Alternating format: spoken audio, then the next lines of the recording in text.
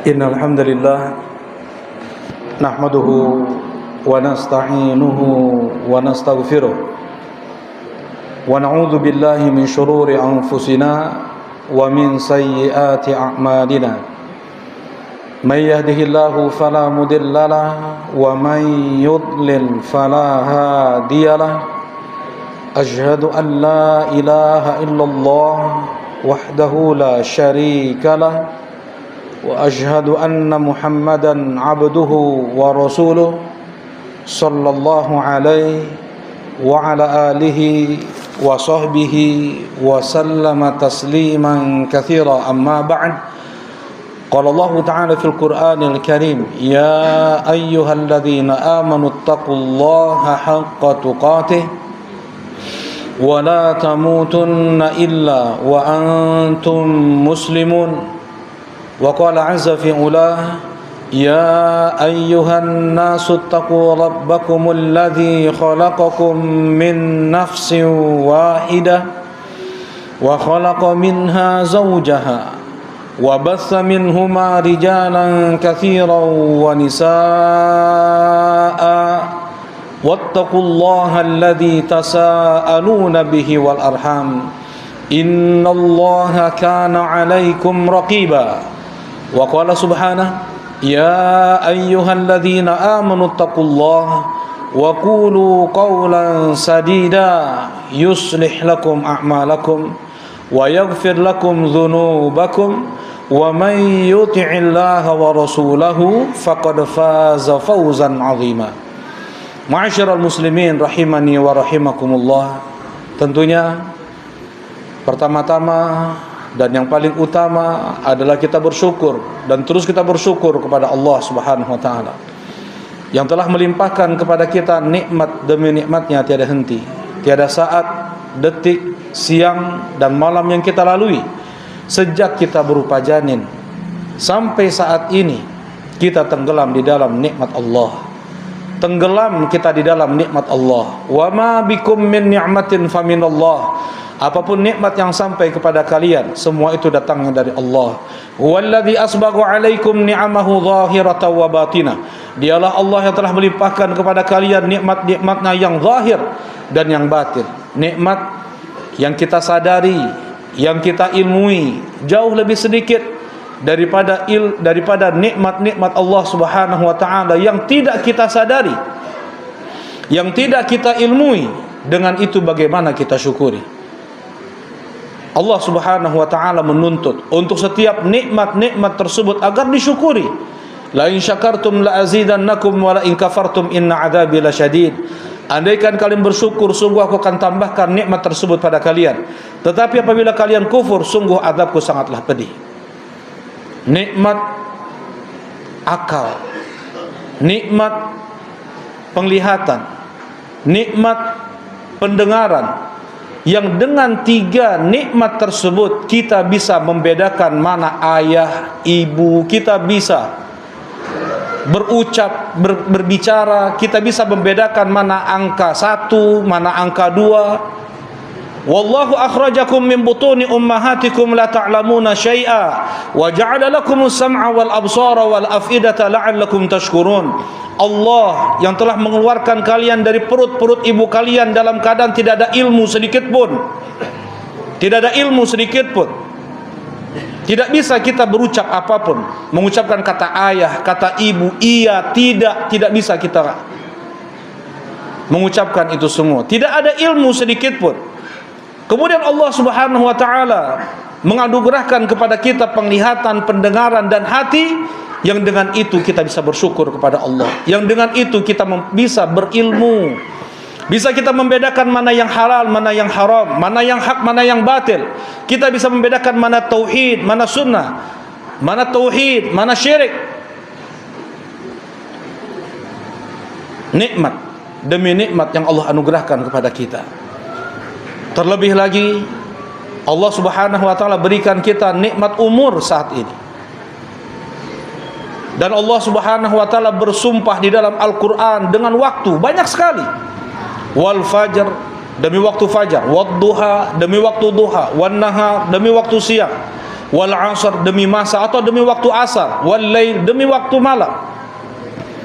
Karena memang nikmat besar yang Allah anugerahkan kepada seorang hamba adalah diantaranya umur. Sampai Allah Subhanahu wa ta'ala bersumpah dengan umur Nabi Muhammad sallallahu alaihi wasallam di surat Al-Hijr, la amruka innahum lafi sakratihim ya'mahun, demi umurmu ya Muhammad. Bagaimana saudara-saudara kita yang telah mendahului kita, mereka berangan-angan untuk bisa kembali ke dunia hanya beberapa saat saja. La in akhartani ila ajalin qarib, ya Allah, andaikan kau beri tangguh waktu untuk kami walaupun sebentar, untuk menambah amal, untuk mereka bertobat, untuk mereka beristighfar, untuk mereka berucap la ilaha illallah di akhir hidup mereka. Man kana akhiru kalamihi la ilaha illallah dakhala jannah, siapa yang akhir ucapannya la ilaha illallah maka dia masuk surga. Berapa banyak orang meninggal dalam keadaan mereka bernyanyi, dalam keadaan mereka bermain, dalam keadaan mereka sibuk dengan urusan dunia mereka, bahkan dalam keadaan mereka bermaksiat.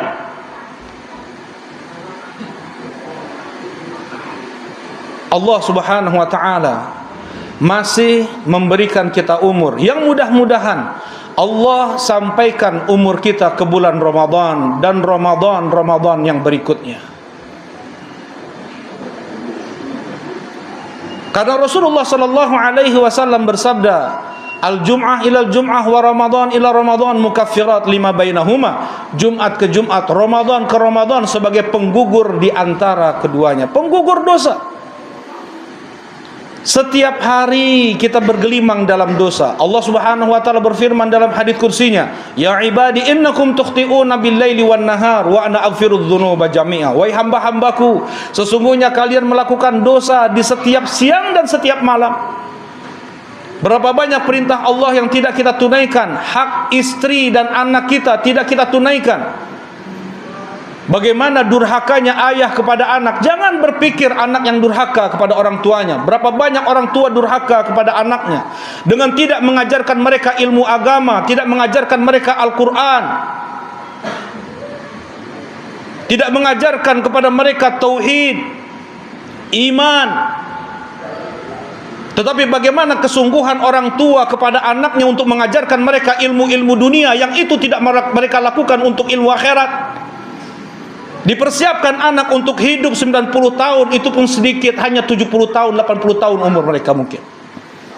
Tetapi tidak dipersiapkan untuk kehidupan kekal abadi di akhirat. Itulah ucapan Umar Ibn Khattab, sebelum anakmu durhaka kepadamu, engkau sudah terlebih dahulu durhaka kepada anakmu. Dengan engkau tidak mengajarkan kepada mereka Al-Quran, engkau tidak ajarkan kepada mereka agama Allah, engkau tidak perkenalkan kepada anak-anakmu siapa Rabb mereka, apa agama mereka, siapa Nabi mereka.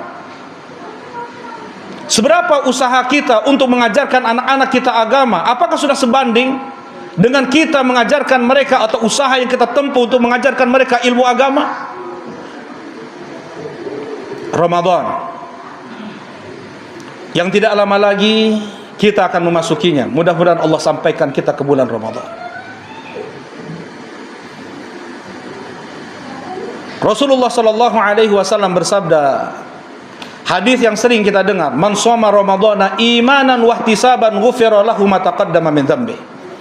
Siapa yang dia berpuasa Ramadan dengan iman dan ihtisab, maka akan Allah ampuni dosa-dosa yang telah lalu. Orang yang berpuasa di bulan Ramadan berjuta manusia, berjuta. Tetapi mereka yang berpuasa dengan iman dan ihtisab tidak banyak. Mereka yang berpuasa dengan iman dan ihtisab tidak banyak. Apa makna imanan wa ihtisaban? Siapa yang berpuasa Ramadan dengan iman, dengan meyakini, mengimani bahwasanya saum Ramadan, puasa Ramadan adalah syariat perintah dari Allah Subhanahu wa taala kepada hamba-hambanya. Ya ayyuhalladzina amanu kutiba alaikumusiyam kama kutiba alal ladzina min qablikum la'allakum tattaqun. Wahai orang beriman, telah diwajibkan kepada kalian berpuasa sebagaimana telah diwajibkan untuk orang-orang sebelum kalian agar kalian bertakwa. Imani bahwasanya itu adalah perintah dari Allah, bukan budaya. Kita berpuasa di bulan Ramadan, kita sholat tarawih di bulan Ramadan, bukan budaya, bukan adat, bukan kebiasaan. Terlahir di keluarga muslim, masyarakat muslim, sahabat, tetangga, saudara semuanya berpuasa, saya pun berpuasa. Kumaha ramena we. Tidak dia tanamkan ke dalam diri dia bahwasanya dia adalah seorang budak, seorang hamba, terlahir sebagai seorang budak yang hina. Tidaklah dia diciptakan oleh Allah Subhanahu wa taala kecuali hanya untuk beribadah menyembah Rabbnya. Wa ma khalaqtul jinna wal insa illa liya'budun. Tidaklah aku menciptakan jin dan manusia kecuali hanya untuk beribadah kepadaku. Kita tercipta hanya untuk beribadah kepada Allah. Tidak punya kita pilihan lain ketika Allah telah memerintahkan kita akan syariat-syariatnya. Seorang muslim, apa artinya muslim? Dia orang berserah diri. Dia bukan orang yang mengkritisi syariat, apalagi yang memberontak, menentang, mengingkari syariat-syariat Allah. Dia bukan muslim yang seperti itu. Muslim dia yang berserah diri atas syariat-syariat Allah, sepenuhnya dia jalankan. Apa perintah Allah dia kerjakan, apa larangan Allah dia tinggalkan. Kenapa? Karena dia budak Allah. Dia terlahir dalam keadaan seorang budak yang harus menghamba kepada tuannya. Imanan, mengimani bahwasanya itu adalah syariat dari Allah. Wahtisaban, dan dia mengharap pahala dari Allah. Dia betul-betul semangat untuk berpuasa Ramadan agar dosa-dosanya digugurkan oleh Allah. Karena apabila tidak digugurkan dosa seorang hamba, jangan harap masuk surga. Tidak ada orang masuk surga yang dosanya belum diampuni oleh Allah. Jangan bermimpi masuk surga sebelum dosa-dosa dia diampuni oleh Allah Subhanahu wa taala. Dan Ramadan adalah waktu di mana kita dimudahkan oleh Allah Subhanahu wa taala untuk digugurkan dosa-dosa kita. Dan bagaimana andaikan dia mendapatkan Ramadan dan tidak digugurkan dosa-dosa dia? Apa yang terjadi? Syaqi, raghima anf, binasalah dia, sengsaralah dia, tersungkur hidung, mulut-mulutnya masuk ke dalam lumpur-lumpur neraka. Man adrakahu Ramadan, apabila dia mendapatkan Ramadan, tsumman salakha, kemudian berakhir Ramadan, walam yaghfirullahu lah, dan Allah tidak ampuni dosa-dosanya. Amin, kata Rasulullah sallallahu alaihi wasallam. Rasulullah membenarkan doa Jibril. Andaikan bulan Ramadan tidak menjadi sebab tergugurkan dosa-dosa kita, yang mudah seorang muslim untuk diampuni dosa-dosanya di bulan Ramadan, maka bulan Syawal, Dzulqa'dah yang berikut-berikutnya adalah bulan-bulan ancaman untuk kita. Bagaimana mungkin seorang muslim dia berharap untuk baik di selain Ramadan kalau dia tidak bisa baik di bulan Ramadan? Bulan yang betul-betul Allah kondisikan kita untuk menjadi baik, muslim yang soleh, muslim yang bertakwa. Dibuka pintu-pintu surga, dibuka pintu-pintu langit, dibuka pintu-pintu kasih sayang Allah, ditutup pintu neraka, dibelenggu para setan. Ada seruan dalam hati kita, wahai yang mau melakukan kebaikan, sekarang waktunya. Wahai yang mau melakukan maksiat, jangan kau lakukan, tahan dirimu. Seruan tersebut menguat di bulan Ramadan. Allah kondisikan kita untuk memang beramal dan menjauhi maksiat, agar tergugurkan dosa-dosa kita. Aqulu qauli hadza fa'tabiru ya ulil absar.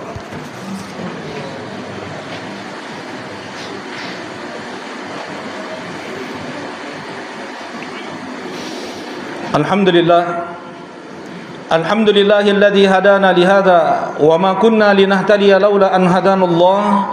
Wassalatu wassalam ala Rasulillah Muhammad ibn Abdullah wa ala alihi wa sahbihi wa man ittaba'ahu bihudah. Asyhadu an la ilaha illallah wahdahu la syarika lah wa asyhadu anna Muhammadan abduhu wa rasuluh la nabiyya wa la rasula ba'da. Amma ba'd. Yang kita perlu persiapkan sebelum bertemunya bulan Ramadan adalah memperbanyak tobat dan istighfar. Perbanyak kita mengucapkan astagfirullah, perbanyak kita untuk mengucapkan wa atubu ilaih. Astaghfirullah wa atubu ilaih. Allahumma gfirli wa tub alayya. Ya Allah, ampuni dosa-dosaku. Ya Allah, terimalah taubatku. Ya Allah, mudahkanlah aku untuk meninggalkan maksiat yang aku masih terbelenggu dalam maksiat tersebut, belum bisa aku tinggalkan. Ya Allah,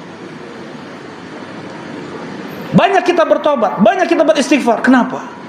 Karena yang membuat seseorang berat dia untuk beribadah, malas dia untuk baca Quran, masbuk dia untuk sholat 5 waktu, tidak dia menunaikan sholat-sholat sunnah, mudah dia untuk melakukan maksiat, adalah maksiat dan dosa-dosa yang dia lakukan.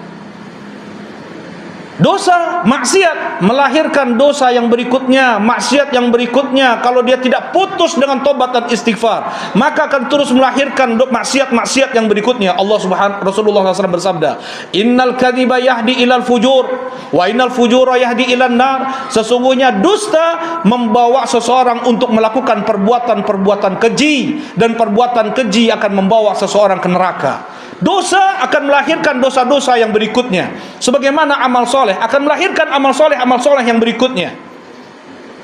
Yang membuat seseorang malas beribadah, mudah tetap untuk bermaksiat di bulan Ramadan, adalah karena dosa yang dia lakukan sebelumnya. Karena itu perbanyak kita mengucapkan astaghfirullah wa atubu ilaih, atau doa-doa istighfar yang lainnya. Ada doa istighfar yang panjang, ada yang sedang, ada yang pendek. Perbanyak. Alam nashrah laka sadrak wa wada'na 'anka wizrak alladhi anqadha dhahrak. Allah Subhanahu wa taala berfirman, bukankah kami telah gugurkan dosa-dosamu ya Muhammad, yang itu membuat berat punggungmu. Rasulullah SAW beliau berumur 60 tahun. Satu rakaat yang beliau kerjakan Al-Baqarah, An-Nisa, Ali Imran, enteng Rasulullah SAW untuk melakukan qiyamul lail. 5 juz lebih Rasulullah baca satu rakaat. Bukan umurnya, bukan umur 40 tahun, 30 tahun, puncak-puncak kekuatan seseorang, enggak. 60 tahun umur Rasulullah SAW. Di umur Rasulullah SAW 53 tahun pertama kali Rasulullah melakukan jihad. Di umur 61 tahun, 62 tahun terakhir Rasulullah melakukan jihad. Bukan perjalanan yang pendek. 750 km perjalanan dari Madinah ke Tabuk. Ketika musim panas terik itu ditempuh oleh Rasulullah yang sudah berumur 60 lebih. Yang membuat kita malas beribadah, yang membuat kita berat beribadah adalah dosa yang kita lakukan. Perbanyak kita untuk mengucapkan astagfirullah wa atubu ilaih. Yang berikutnya adalah banyak-banyak kita berdoa kepada Allah, Allahumma ballighna Ramadan wa barik lana fi. Ya Allah, sampaikanlah kami ke bulan Ramadan dan berikanlah kami berkah di bulan Ramadan. Berapa banyak saudara-saudara kita yang tidak lagi Allah berikan umur sampai ke bulan Ramadan. Sebelumnya kita masih berpuasa dengan orang-orang yang kita cintai, sahabat, keluarga yang kita cintai, sekarang tidak ada lagi. Dan belum tentu pula kita mendapatkan Ramadan yang tinggal beberapa hari ini. Allahumma ballighna Ramadan. Ya Allah, sampaikanlah kita ke bulan Ramadan. Wa barik lana fi, dan berikanlah kami berkah di bulan Ramadan. Berapa banyak orang di bulan Ramadan masih menonton ini, menonton itu, bola yang dia tonton 1,5 jam. Coba kalau dia baca Al-Quran, 1 huruf kata Rasulullah SAW Allah berikan 10 kebaikan. Dikatakan oleh para ulama 1 kebaikan digugurkan 10 dosa. 1 huruf tergugurkan 100 dosa. Bulan digugurkan dosa. Bismillahirrahmanirrahim. Hanya kita membaca Bismillahirrahmanirrahim, 1900 dosa gugur, 190 kebaikan Allah berikan. Bagaimana kalau kita membaca Al-Quran tamat berapa kali khatam di dalam bulan Ramadan? Dan kita habiskan dengan menonton televisi, berita yang selalu terulang. Lalai kita dari bulan Ramadan, lalai kita dari Al-Quran, dari sholat-sholat sunnah, dari memberi makan orang-orang miskin. Dan hikmah disyariatkannya Ramadan bukan untuk menahan lapar dan dahaga saja. Bagaimana kita puasakan penglihatan kita, pandangan kita dari wanita yang bukan mahram. Qul lil mu'minina yaghuddu min absarihim. Katakan kepada kaum mukminin untuk menundukkan pandangan mereka dari wanita yang bukan mahram. Terlihat aurat lehernya lah, lengannya lah, rambutnya lah. Di bulan Ramadan kita puasakan pendengaran kita. Kita puasakan lisan kita, tidak kita berdusta, tidak kita ghibah, tidak kita namimah, tidak kita menggosipi orang, mengeluarkan kata-kata kotor, kata-kata kasar, mencaci, memaki. Dan semua bentuk pengkhianatan, korupsi, pencurian, apapun bentuk maksiat yang dilakukan, tinggalkan. Karena hikmah disyariatkannya Ramadan, la'allakum tattaqun, agar kalian bertakwa kepada Allah. Dan yang perlu untuk kita persiapkan di bulan Ramadan adalah kejujuran.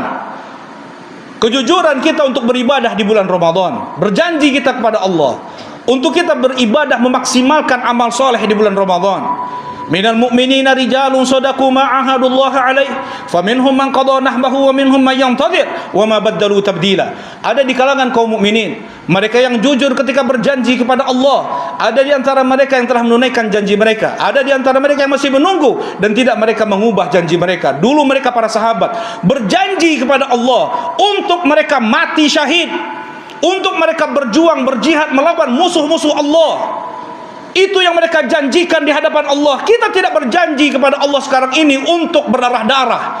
Kita berjanji kepada Allah Subhanahu wa taala untuk menjaga pandangan kita, pendengaran kita, hati kita, lisan kita. Kita berjanji kepada Allah Subhanahu wa taala untuk menunaikan puasa dengan sebenar-benarnya, salat tarawih dengan sebenar-benarnya. Itu pun tidak terucap janji kita kepada Allah. Di kalangan kaum mukminin ada yang mereka jujur dalam berjanji.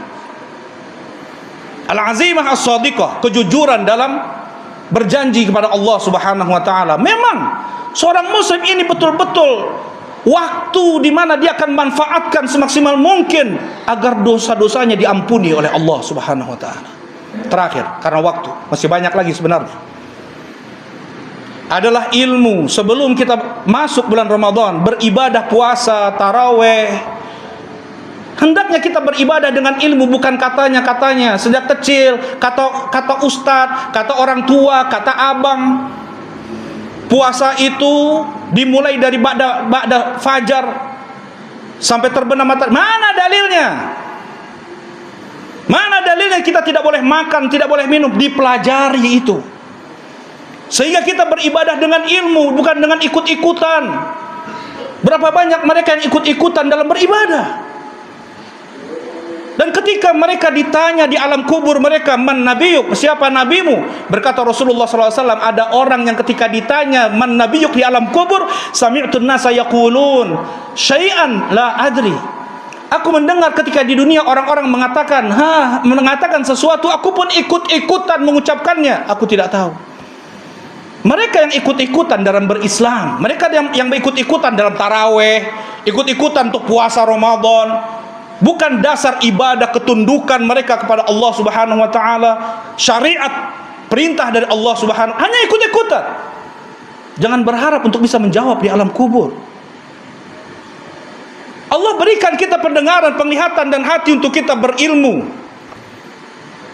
Dan porsi kita untuk mengetahui ilmu agama, siapa Rabb kita, apa agama kita, siapa nabi kita, itu lebih tinggi daripada kita kenal ayah kita siapa, ibu kita siapa.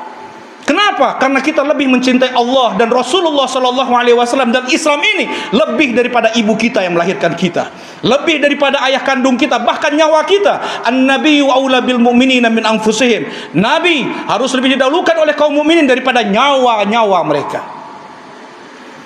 Beribadah dengan ilmu, bukan dengan ikut-ikutan, katanya apa. Kemudian ini yang terakhir, tunaikan hak-hak saudara kita. Ada kesalahan yang kita lakukan pada saudara kita, minta maaf segera. Mangkanat indahu madlamatun falitahallalhu minhul yaum. Siapa yang memiliki kezaliman kepada saudaranya, minta halal hari ini. Ada yang bertengkar, berkelahi, berselisih, salatnya tidak akan diterima oleh Allah Subhanahu wa taala. Al-akhwani mutasawriman, dua orang yang bertengkar, berselisih, salat tidak terima, apalagi puasa dan ibadah-ibadah yang lain. Kalaulah salat amalan yang paling dicintai oleh Allah tidak diterima oleh Allah, apalagi amalan yang lain. Tunaikan hak, minta maaf, dan mudah kita untuk memaafkan saudara kita. Jangan harap dosa kita mudah untuk dimaafkan oleh Allah Subhanahu wa taala kalau kita tidak mudah untuk memaafkan kesalahan saudara kita. Wal ya'fu wal yasfahu ala tuhibbuna ifirallahu lakum. Katakan kepada Abu Bakar untuk dia memaafkan, untuk dia berlapang dada, bukankah dia ingin juga diampuni dosanya oleh Allah? Itu setingkat Abu Bakar, apalagi kita. Mudah-mudahan kita semua disampaikan ke bulan Ramadan Mudah-mudahan Allah berikan kita berkah di bulan Ramadan. Mudah-mudahan Allah berikan kita keistiqomahan di atas Islam. Allah wafatkan kita semua di atas Islam. Allahumma ighfiril muslimin wal muslimat wal mu'minin wal mu'minat al ahya minhum wal amwat. Rabbana la tuzigh qulubana ba'da idh hadaitana wa hab lana min ladunka rahmah innaka antal wahhab. Rabbana a'izzal islam wal muslimin wa adhil asyirka wal musyrikin. Allahumma dammir a'da'aka a'da'ad-din. Allahumma 'alaika bidawlatil yahud. Allahumma dammirhum tadmira. Allahumma 'alaika bidawlatil yahud. Allahumma dammirhum tadmira.